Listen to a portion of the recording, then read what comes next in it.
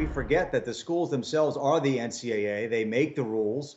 They, at the end of the day, I mean, the NCAA president is a virtually is basically a figurehead, and it struck me when you recounted in the book about Maurice Claret.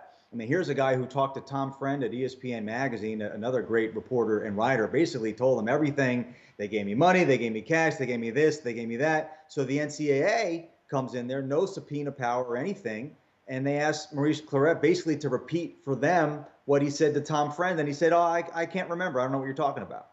It's really interesting, right now because, the state of college football is that, this is a really interesting time if you're going to try to cheat, because I think the NCAA, as you said, Seth, I'm trying to figure out, I've kind of likened this to a runaway train. And the reason I did that is because money is pouring in. I mean, the fuel to the train right now is money, without question. But what's happening is I'm trying to figure out who's in the conductor seat and who's in the engine room, who's driving the train. And for the last, 2 weeks, 3 weeks, Oklahoma State and SI, our book comes out. Yahoo Sports reports what they report about the agents, Johnny Manziel and the autographs. I mean, there's been this avalanche of negative information, but I haven't seen one college president stand up anywhere and say, this has to stop. We have to find a new system for college football. Talking about in the APU, All Players United. This thing the college football is under siege right now for a lot of reasons. It's a great sport, but there's nobody in control, and nobody wants to step forward and say, let's control things, because they're all benefiting too much from it. These colleges that could come out and say, these presidents that could come out and say, look, we've got to stop this system as it now exists. Well, why would they? Their programs are generating 60, 80, 90, $100 million. They're the reasons why their entire athletic departments are afloat or aren't underwater completely. So I'm waiting to see for somebody, and I don't blame Mark Emmert, just like you. His hands are tied in a lot of ways. I'd like to know who's going to step up and say, you know what, maybe we need a commissioner for college football, some sort of czar who can help at least organize the arguments and try to figure out how we fix things. Because if things continue on the road they are right now, and you're already seeing now the players getting, wise to what's going on, like they haven't been before, but they're getting vocal about it. I don't have a real good feeling as to what could happen in the future as far as, their willingness to go out into a big playoff game and not stepping off the field for 15 minutes as a protest. I want to wrap it up, Armen, by talking about Nick Saban, because you got let inside the Pentagon there. He doesn't do that for many people, and so I don't know him. I've met him once or twice. I don't have a dog in this hunt. Maybe don't have anything to lose. But let's be blunt. He just doesn't seem like a likable guy. He seems dyspeptic and unhappy and uptight and not nice to people, like a Bill Belichick, like a Bob Knight. So those are three of the greatest coaches ever. But I don't know. You've spent a lot of time with him, obviously, off camera, off the record, a variety of situations. Is he in truth a likable guy, or is it what you see is what you get? Oh, I think he's really likable. But of course, he's a little bit like me. I mean, in the sense of, I don't suffer fools very well. And I'm not a particular fan of mediocrity. I like to be surrounded by people that want to be great at what they do. And that's the bar at Alabama. So if you're not ready to be the best at what you do, and I mean the best of the best, then you can find another place to work. That's okay. So that's the standard at Alabama.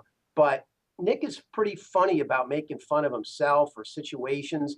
You have to kind of break through that veneer, and it's pretty thick. It's probably that thick, but he's I like him because I find the process fascinating. That his is a man that has constructed a way of work and a way of life for these kids, and really turned them into men. At the same time, they are steel to these just absolutely pivotal moments in games. I saw it in the Georgia game last year in the SEC when they were down by 11 late in the third quarter or in the third quarter, and I certainly saw it against A&M when they got rocked by the fumble by Yeldon at the goal line, and then the 95-yard touchdown pass by Johnny Manziel. Most teams in that environment, which was just off the charts, would have crumbled, and they would have lost in overtime. Alabama took the ball, just got up off the canvas, and just punched right back into A&M's face. And you don't do that without this process of learning how to be tough, lock in, lock out, play the play. They can be platitudes or they can be cliches, but actually under Saban, they are part and parcel of Alabama's success. And I find them to be, I'm kind of into why are people great? And to be around somebody like Nick and to understand how he thinks, and to understand, what goes into every little aspect of Alabama football, it's fascinating to me. And that's one of the chapters, two of those chapters I'm most proud of, because, as a reporter, you want to take people places they haven't been before. And I'm so grateful to Nick for trusting me. And if there's a story in that book that I could point to as one of my favorite, it would be the late athletic director Mal Moore's story of how he convinced Nick to come to Alabama. Never been told before in that depth.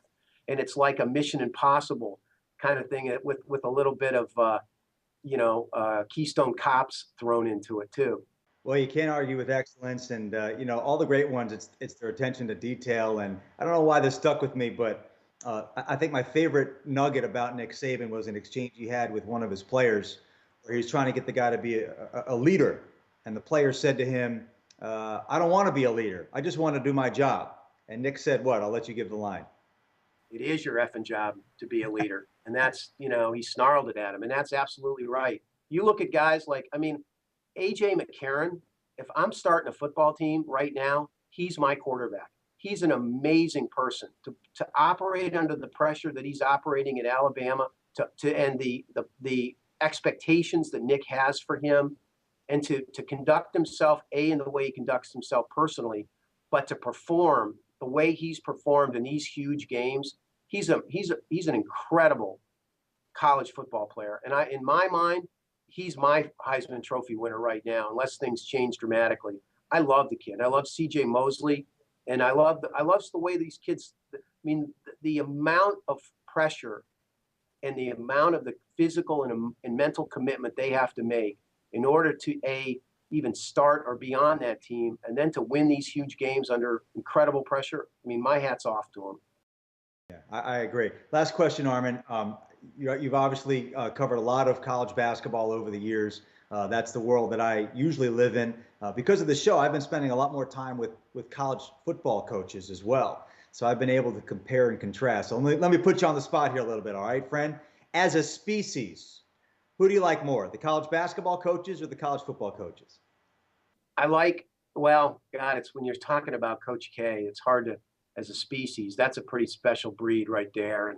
And Coach Wooden and people like that. But I think the guys that I've run across, let me say this: if I could be coached by Brady Hoke, Nick Saban, this guy Rob Townsend at Towson, I love what Jim Moore is doing at UCLA, and you could mix in, maybe a little of Coach K and a few of the other guys that you found respect for. I'd be a happy camper. But right now I'd have to say I like football coaches because I think you have to be a bigger and better coach to be a football coach, because you're dealing with more things and more pressure, and you're not in that little insulated world of just 15 players. You've got 105, and you are the out front face of the university. So I think, minus people like Coach K, I think the football coaches have a lot more on their plate. That's a great point. Let's keep in mind, for a college basketball coach, just one or two players can make the complete difference between being out of the tournament and being in the Final Four. Just the nature of basketball, only 5 guys on the court at a time. Listen, Armen, I really appreciate you coming on the show. And the book is called The System. I read it. I marked it up. I tell our viewers, you don't have to mark it up the way I did, but it is a fascinating look inside this incredibly vast, complicated, gray area, morally compromised, but ultimately joyful world of college football. Because let's face it, those games come on Saturday. They sure are fun to watch. So, Armen, thanks for being on the Seth Davis Show. Good luck with those book sales, and I look forward to seeing you soon. Thank you, Seth. Good talking to you, man.